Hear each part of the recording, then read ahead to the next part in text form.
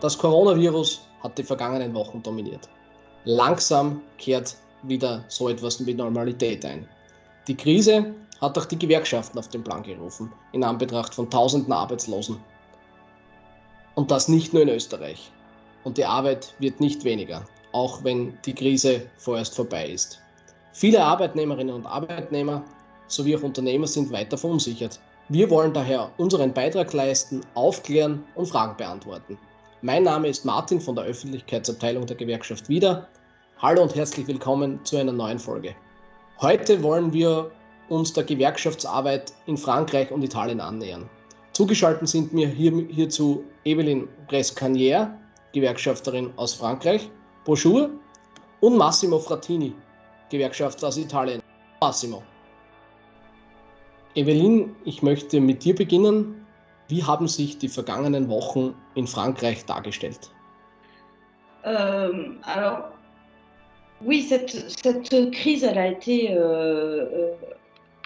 c'est terrible parce que c'est la preuve par l'absurde, mais elle a été bénéfique puisque elle a permis à la société française de se rendre compte à quel point les professionnels du secteur sanitaire, social et médico-social étaient importants, tout d'abord dans la lutte contre l'épidémie du Covid-19, mais aussi en matière de cohésion sociale, puisque les personnels sociaux, la question de l'aide à domicile a été très présente dans la société française durant toute la crise, et y compris le gouvernement, saluant le professionnalisme et l'engagement de ces professionnels auprès de la population.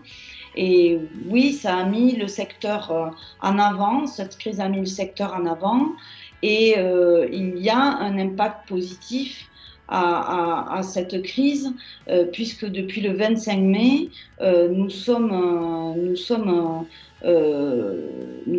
a été lancée une grande concertation sur le système sanitaire et des personnes âgées, et qui fait qu'on se lance dans de grandes négociations, et notamment autour de la revalorisation salariale.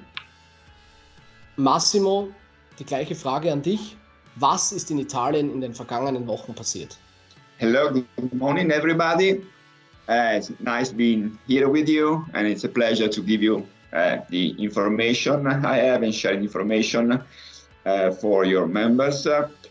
So, coming to your questions, the last few weeks Italy is getting better and better. We had the major outbreak at the beginning of the coronavirus, but then there was a major improvement in the last few weeks, and major improvements also in the cities where on the coast. So you can actually see that regions which have a tradition of tourism are doing better and better, are less hit by the coronavirus, and this is getting better. The statistics that are on the news says that there are more and more regions in Italy that don't have any deaths or active cases. So people in those regions are recovering, and there are in a few regions no infections in the last week. So we can say that of course, due to the measures the governments have taken, and also the measures that the citizens, people, are normally taking, so wearing masks, wearing gloves, respecting physical distance, this is actually helping to stop the spreading of coronavirus in Italy. Welchen Image-Schaden hat das Tourismusland Italien genommen? Immerhin gab es über Wochen hinweg fast ausschließlich Horrormeldungen aus Italien. Well, this is actually hard to say. That also depends on the advice that national governments will provide, will issue. For example, if there's a national government says don't go to Italy because we believe it is unsafe, that of course will have an impact. What Italian governments and also the unions and employers are doing, also to issue protocols, is actually to go to show that there are measures in place to protect guests, which of course will have a positive impact on jobs. So unions and employers are working on protocols, of course, with the Ministry of Health to protect the environment, to protect hotels, to have safe workplaces, and also to avoid the contamination and spreading of coronavirus. This, of course, to promote the tourism in Italy. And it is true that the north part, especially Milan, the region where I come from, was hardly hit by coronavirus. But of course, this is limited to the northern part, which is recovering. The southern part of Italy, what we see from statistics as the impact was actually much less than the north. But then again, measures are taken all over the Italy to protect the hotels, restaurants, and bars, and to promote the tourism, and to avoid, of course, that there will be a second outbreak over the summer or even in the autumn. Evelyn, zurück zu dir. Die sozialen Dienste, der Fachbereich soziale Dienste, ist nicht nur in Österreich eine systemrelevante Branche. Wirkt sich Corona positiv auf künftige Kollektivvertragsverhandlungen aus? Alors oui, en ce moment, on est en pleine discussion, en pleine négociation avec le gouvernement sur plusieurs choses, mais la chose essentielle, c'est des discussions et des négociations autour du service public de santé français, de la fonction publique hospitalière, et qui discute autour de la revalorisation des rémunérations, mais aussi de la qualité de vie au travail, du dialogue social dans cette fonction publique, dans ce service public, et aussi de la protection sociale des agents. Donc la protection sociale en France, pour les agents de la fonction publique hospitalière, elle est très peu présente, et aujourd'hui, on peut enfin discuter de tout ça. Jusqu'alors, avec notre gouvernement, on était dans des constats, on partageait le constat sans pouvoir y mettre en face des solutions, pour la simple et bonne raison que on est dans un cadre budgétaire contraint avec la question de la dette publique, et que du coup, dépenser de l'argent public était très mal vu en France, y compris pour le service de soins. On a dépassé ça, on ne sait pas encore le résultat de cette négociation, mais on fonde beaucoup d'espoir dans ces discussions. Massimo, alle freuen sich darauf. Wie wird der Urlaub in Italien heuer ausschauen? Well, it can be as 2019 for some reasons.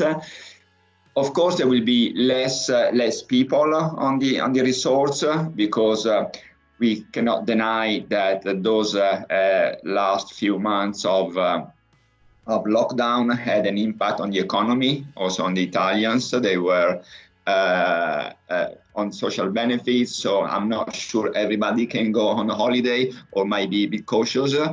And also what the measures to avoid the coronavirus, the physical distance between tables, the physical distance in bars, the physical distance also on the beach, which will show a different image of Italy. And also when you are there, you will experience something different. Between the chairs on the beach, there must be, if I understand correctly, 2 meters. So it can be as before. This is to protect tourism, to protect the people.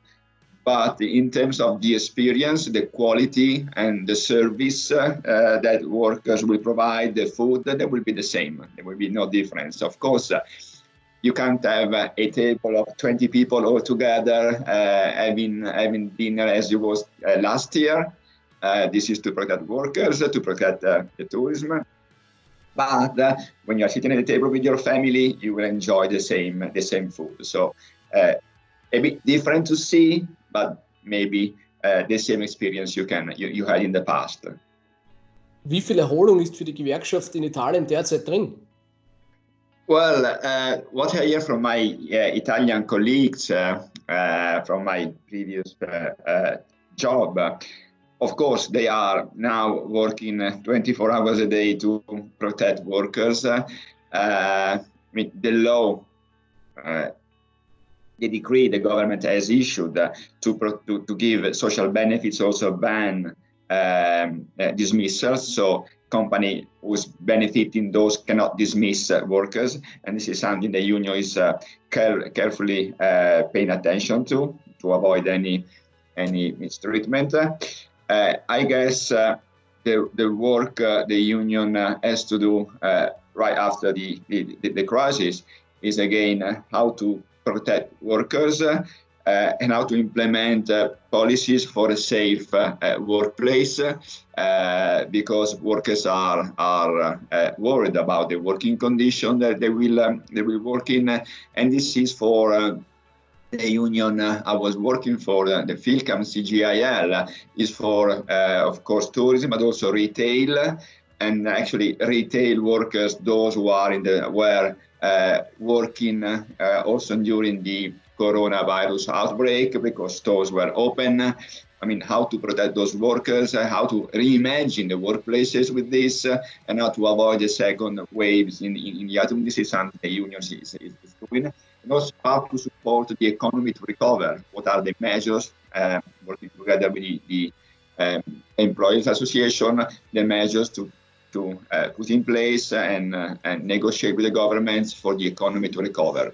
As we said, Italy, but also we can see Spain and France, where the countries where we had the most cases and where the economy had the highest shock.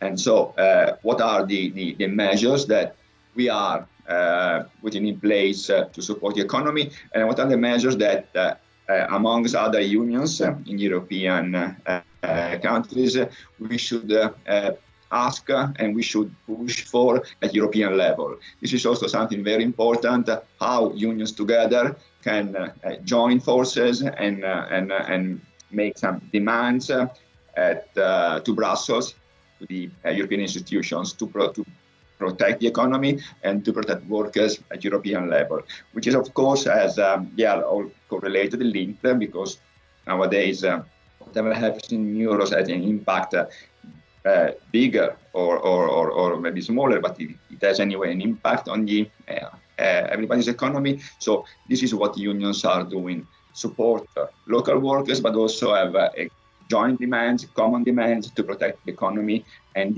workers in Europe. Mille grazie. Oh, grazie.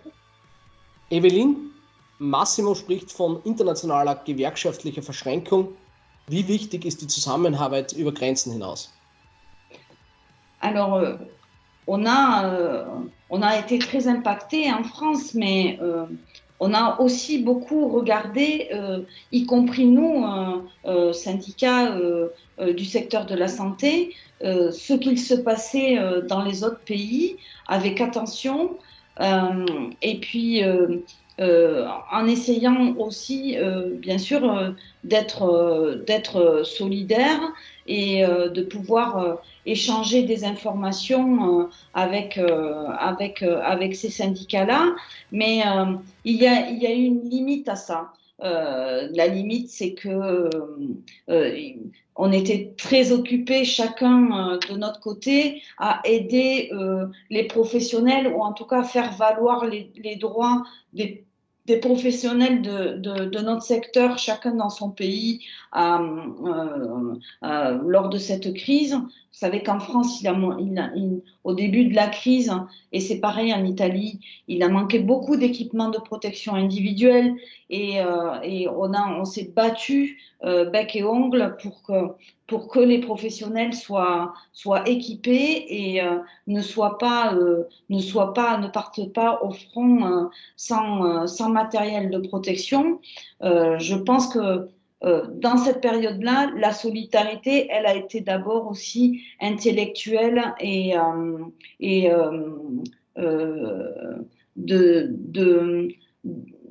de faire sens, de faire communauté de santé partout dans le monde.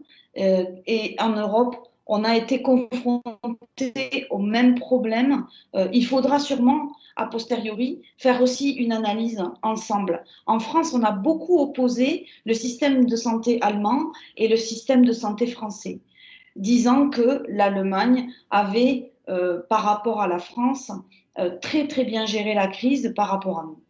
Mais je pense que nous, syndicalistes européens convaincus, on doit pouvoir faire une analyse objective sans en faire une guerre d'État ou de nation. Tu as mieux fait que moi ou tu as pas fait ça. Je crois que l'expérience européenne, elle doit être mise au service de tous les pays, ceux qui ont raté des trucs, ceux qui les ont réussis, et elle doit servir pour l'avenir. Eure Fragen, unsere Antworten zur Gewerkschaftsarbeit in Zeiten von Krisen in Italien und in Frankreich. Danke, Evelyn. Danke, Massimo, dass ihr euch die Zeit für die Fragen der Arbeitnehmerinnen und Arbeitnehmer genommen habt. Wir haben versucht, hier vieles zu beantworten. Falls deine Frage nicht dabei war, gibt es selbstverständlich Hilfe. Wende dich an die ÖGB und AK-Hotline 0800 22 12 0080. Hier stehen dir unsere Arbeitsrechtsexpertinnen zur Verfügung. Noch ein Webtipp: auf www.jobundcorona.at bzw. auf www.wieder.at/corona findest du die häufigsten Fragen und Antworten zu Job und Corona. Bleibt mir noch eines zu sagen: Gesund bleiben und bis zum nächsten Mal. Wir sehen uns.